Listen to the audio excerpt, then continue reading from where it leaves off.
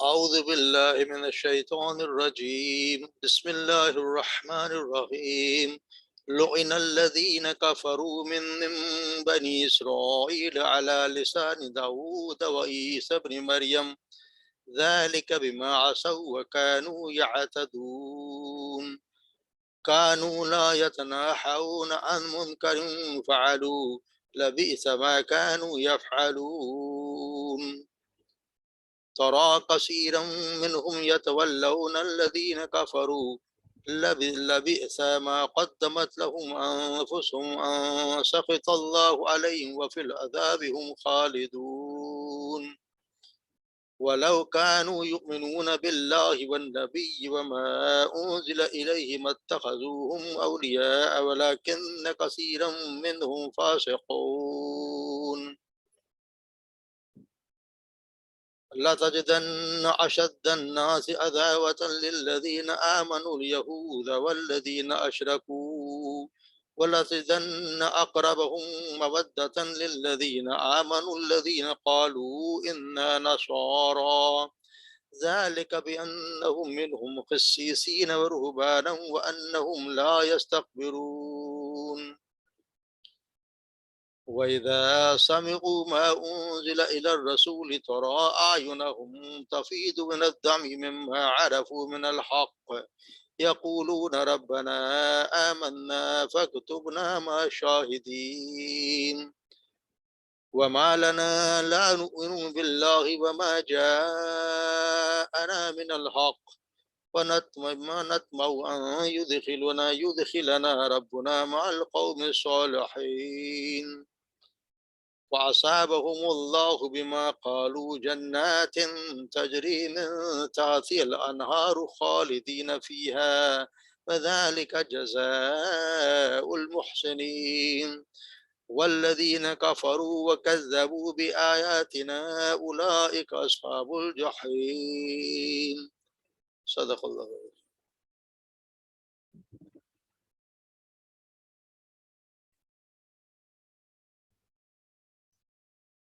لعن الذین کفروا لعن لعنت کی گئی ان لوگوں پر کفر جن کفر کیا من بنی اسرائیل میں سے علی لسانی لسان پر لسان زبان لسان داؤد لسان پر جان زبان پر داؤد و عیسیٰ ابن مریم داؤد علیہ السلام اور عیسیٰ علیہ السلام کی عیسیٰ ابن مریم کی زبان سے ان پر لعنت کی گئی بنی اسرائیل میں سے جنہوں نے کفر کیا ذالک بما عصوا اس وجہ سے کہ انہوں نے عصوا نافرمانی کی وکانوا یعتدون اور وہ حد سے بڑھنے والے تھے بس بڑھ جاتے تھے کانوا لا یتناہون نہیں تھے وہ نہیں منع کرتے ان منکرم کسی برے کام سے فعلوا جو وہ کرتے لبئس ما کانوا یفعلون لبئس یقیناً برا تھا ما جو کانوا وہ یفعلون کیا کرتے تھے ترا کثیرم تم دیکھو گے بہت سو کو منہم ان میں سے یتولون الذین کفروا وہ دوستیاں کرتے ہیں ان لوگوں سے جنہوں نے کفر کیا لبئس ما قدمت لہم بہت برا ہے جو انہوں نے قدمت آگے بھیجا لہم اپنے لیے انفس اپنے ذات کے لیے ان سخط اللہ کے ناراض ہو گیا اللہ علیہم ان پر ناراض ہوا اللہ علیہ ان پر وفی العذاب اور عذاب فی العذاب عذاب میں ہم خالدون وہ ہمیشہ رہنے والے ہیں ولو کانو اور اگر تھے وہ اور اگر وہ کانو یؤمنون اللہ پر ایمان لائے والنبی اور نبی پر وما انزل الیہ اور اس پر جو نازل کیا گیا اس کی طرف متخذہم اولیاء تو نہ وہ بناتے ان کو دوست ولیکن مگر لیکن کثیر منہم فاسقون ان میں سے اکثر فاسق ہیں نافرمان ہیں لا تجدن اشد الناس اور ضرور بضرور آپ پائیں گے لوگوں میں سے سخت عداوتن دشمنی میں للذین آمنوا ان لوگوں کے لیے جو ایمان لائے الیہودا یہودیوں کو یعنی آپ یہودیوں کو سب سے زیادہ سخت پائیں گے ایمان والوں کے خلاف والذین اشرکوا اور ان لوگوں کو جنہوں نے شرک کیا ولا تجدن اقربہم اور آپ ضرور آپ پائیں گے اقربہم ان کے زیادہ قریب مودتاً محبت میں یا اچھے سلوک سے، الذین ان لوگوں کو، ان لوگوں کے لیے آمنو جو ایمان لائے، الذین قالوا ان لوگوں کو جنہوں نے کہا انا نصارا کہ ہم نصارا ہیں، ذالک بان منہم، ذالک یہ بان بے شک، کہ یہ بے شک اس لیے منہم میں ان میں سے قسیسین اللہ والے ہیں، رہبانم اور عالم، قسیسین مشائخ اللہ والے، رہبانم اور عالم، وانہم اور یہ کہ وہ لا یستکبرون وہ تکبر نہیں کرتے، وَإِذَا سَمِعُوا اور جب انہوں نے سنا، جب وہ سنتے ہیں، ما انزل الی الرسول جو نازل کیا گیا رسول کی طرف، ترا اعینہم تو آپ دیکھتے ہیں ان کی آنکھیں، تفیض من الدم وہ آنسوں سے بھر جاتی ہیں، مما عرفوا اس وجہ سے کہ عرفوا انہوں نے جان لیا، من الحق یہ حق ہے، یقولون وہ کہتے ہیں ربنا اے ہمارے رب، آمنا ہم ایمان لے آئے، فاکتبنا تو ہمیں لکھ دے، مع الشاہدین گواہی دینے والوں میں لکھ دے، وما لنا اور کیا ہوا ہمیں، وما لنا کیا ہوا ہمیں، لا نؤمن باللہ کہ ہم نہ ایمان لائے اللہ پر، وما اور کہ جب جاءنا آ گئی ہمارے پاس، حق ہمارے پاس آ گیا، ونطمع ان یدخلن اور وہ تمنا کرتے ہیں یا توقع رکھتے ہیں، ان کہ یدخلنا کہ داخل کیے کرے انہیں ربنا ان کا رب ہمارا رب ہمیں داخل کرے، مع القوم الصالحین ان لوگوں کے ساتھ جو صالح لوگ ہیں، نیک لوگوں کے ساتھ ہم اللہ تعالیٰ داخل کرے، فاصابہم اللہ بس بدلہ دیا انہیں اللہ نے، بما قالو جو انہوں نے کہا، یعنی جو دعا مانگی اس کا اللہ نے بدلہ دیا، جنات تجری من تحت انہار ایسے باغات کا جن کے نیچے نہریں بہتی ہیں، خالدین فیہا جس میں ہمیشہ رہنے والے ہیں، فذالک جزاء المحسنین اور یہی اس طرح کے بدلہ ہم دیا کرتے ہیں، ہم ذالک جزاء اور یہ ہے بدلہ محسنین کے لیے، والذین اور وہ لوگ کفروا جنہوں نے کفر کیا، وکذبوا بآیاتنا اور جھٹلایا ہماری آیات کو، اولئک اصحاب الجحیم یہ وہ لوگ ہیں جو دوزخ والے ہیں، یہ دوزخ والے پکے دوزخ میں جانے والے یہی لوگ ہیں جنہوں نے کفر کیا اور ہماری آیات کو جھٹلایا۔ مختصر سی تفصیل دیکھ لیتے ہیں، جیسے ہم بنی اسرائیل کے بارے میں پڑھتے آ رہے ہیں کہ بنی اسرائیل کے کیا ان کی خصلتیں تھیں، کیا کچھ وہ کیا کرتے تھے، اس پہ اللہ تبارک و تعالیٰ کرے لعن الذین کہ لعنت کی گئی ان لوگوں نے کفر کیا، لعنت سے مراد ہے کہ اللہ تبارک و تعالیٰ نے اپنی رحمت سے دور کر دی، لعنت ایک ہوتی ہے رحمت اور اس کا اپوزٹ لعنت، رحمت اللہ تبارک و تعالیٰ کسی کو اپنی رحمت سے دور کر دے، کسی کو اس کے توفیق نہ دے کہ وہ اچھے کام کرے تو یہ اس پہ لعنت ہو جاتی ہے، ان لوگوں پہ اللہ نے لعنت کی بنی اسرائیل میں جب کفر کیا، اور کس کے ذریعے کی، داؤد اور عیسیٰ علیہ السلام، یعنی کہ انہی کے نبی ہیں، اور نبی کی زبان سے اللہ تعالیٰ اگر کسی قوم پہ لعنت کروا رہا ہے تو پھر اس کا مطلب ہے کہ قوم کس طرح کی ہے، یعنی اس طرح اس میں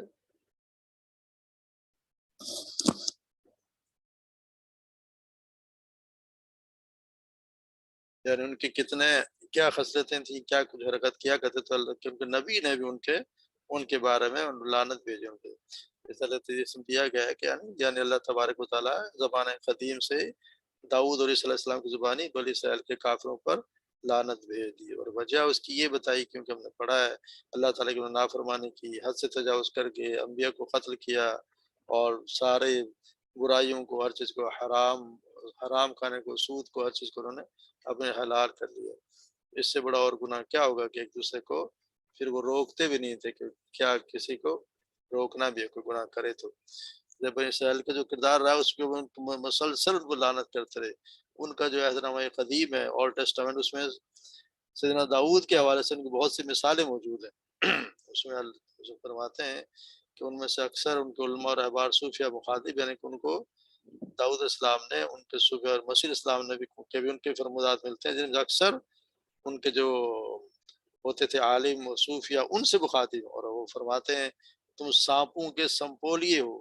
تمہارا حال ان قبروں جیسا ہے جن کے اوپر تو سفیدی پھری ہوئی ہے مگر اندر گلی سڑی ہڈیوں کے سوا کچھ بھی نہیں ہے، تم نے اپنے اوپر صرف مذہبی لبادے اوڑے ہوئے ہیں لیکن تمہارے اندر خیانت بھری ہوئی ہے،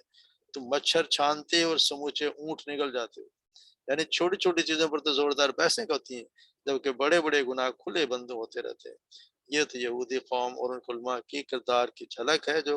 उनके अपने नबी की जुबान से, यानी अपने नबी उनको करेंगे तुम्हारी हालत ये कि तुम क्या करते हो, जिन बातों पे कोई ज्यादा अहमियत नहीं उन पे ज्यादा जोर दिया हुआ है। तो यही हालत अब आप हमारे आजकल के अगर हालात की देखें तो हमारे हालात भी यही हैं, छोटी छोटी बातों पे जिनकी कोई ज्यादा अहमियत नहीं होती उन पे इख्तलाफ हैं और उन पर लड़ाई झगड़े सारा दिन। और वैसे कोई नहीं कह रहा कि हराम ना खाओ, कोई नहीं कह रहा कि खुल के कहते हैं कि कोई बात नहीं, जहाँ से भी जायज़ है नाजायज़ है पैसा आना चाहिए। तो ये बहुत खतरनाक काम है। ये फिर वजह उसकी अल्लाह ताला ने ये बताई कि वो नाफरमानियाँ करते थे और या हद से बढ़ जा, हद से बढ़ना यानी कि दीन में ग़ुलू करना। यानी कोई भी अपने तरफ से बिदअत भी है, उसी में आती हैं कि आपने दीन में इज़ाफ़ा कर लिया, तो ये सब चीज़ें उसी में शामिल है। और फिर इसकी एक बड़ी वजह है कि कानू ला यतनहाउना अन मुनकरिन, कि वो मना नहीं करते थे, मना करते ही नहीं थे, कोई क्या कुछ कर रहा है उनको इसकी कोई परवाह नहीं, सिर्फ अपने आज़ाद तक महदूद, कोई कर रहा है उसको कोई फर्क नहीं पड़ता कि क्या कर रहा है। तो जिस माशरे से ये चीज़ अगर ख़त्म हो जाए तो फिर पूरा माशरा ही तबाह और बर्बाद हो जाता है। ये तो गोया एक इंतज़ाम है सफाई का कि अगर इंसान नेकी की दावत देता है बुराई से रोके, ये तो रोकना ज़रूरी है, तो ये सफाई है।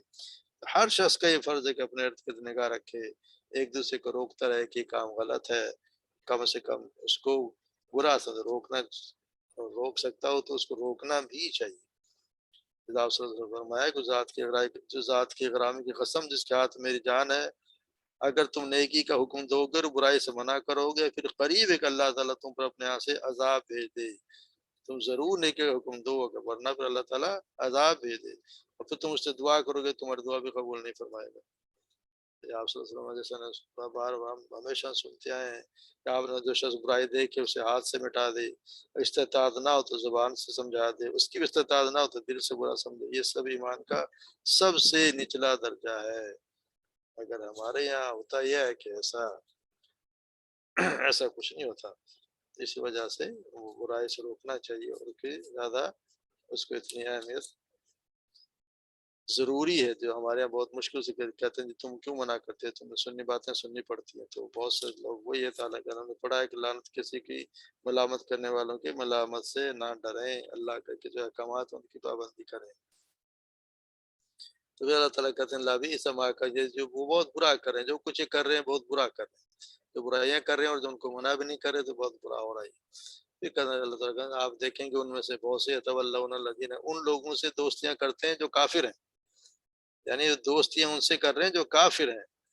तो काफ़िरों से दोस्ती करना तो मना किया गया है कि उनसे काफ़िर करें।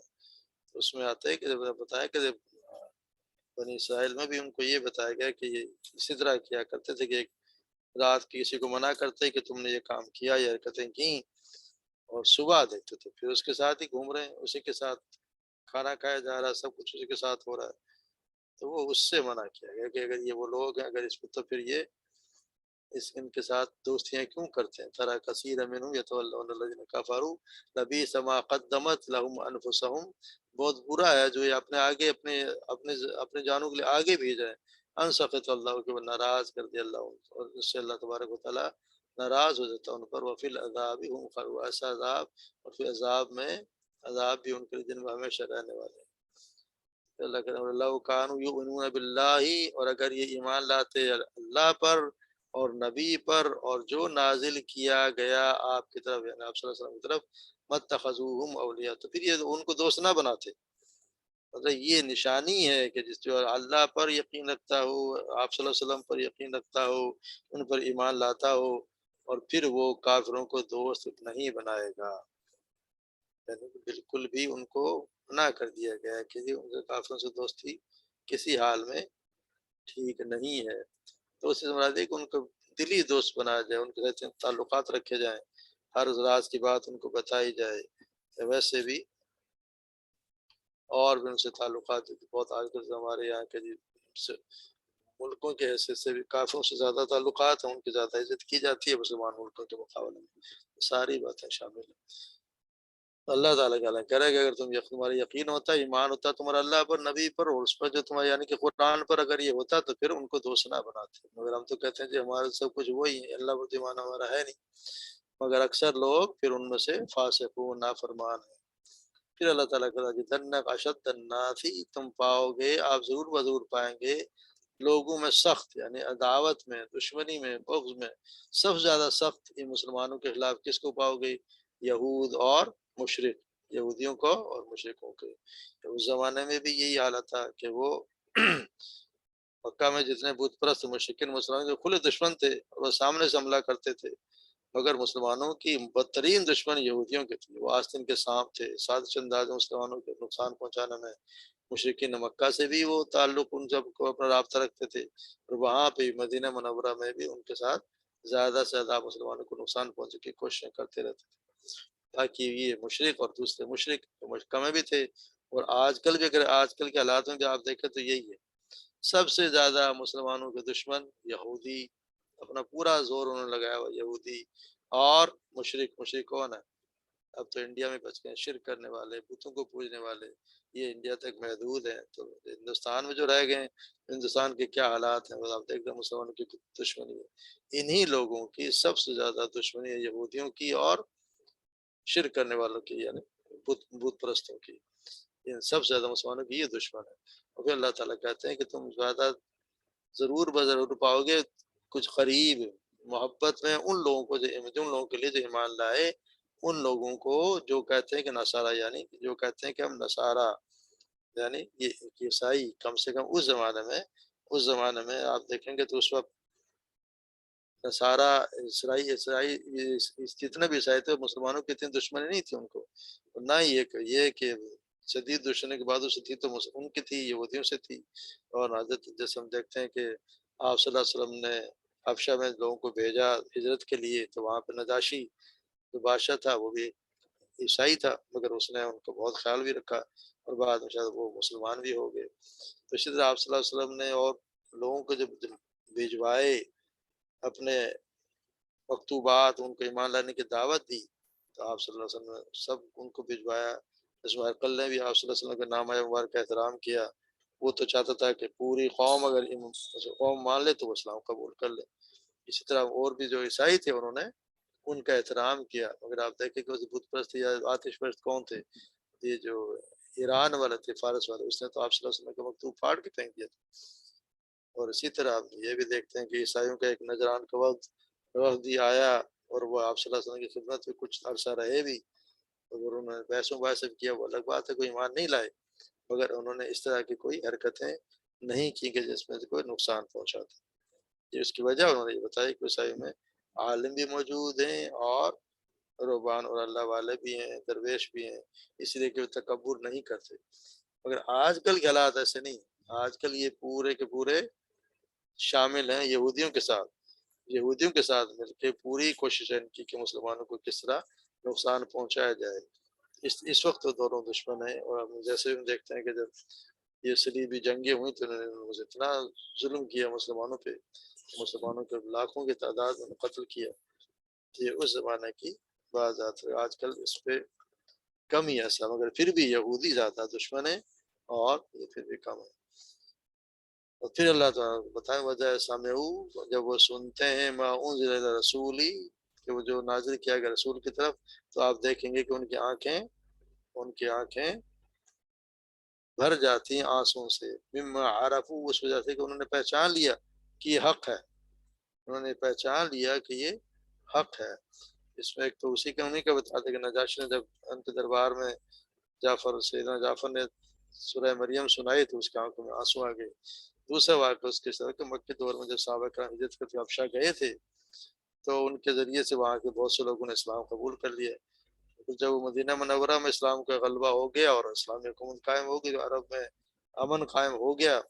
تو حبشہ سے ایک وفد مدینہ منورہ آیا جس میں 70 افراد شامل تھے، ان میں سے کچھ 9 مسلم ہی تھے زیادہ۔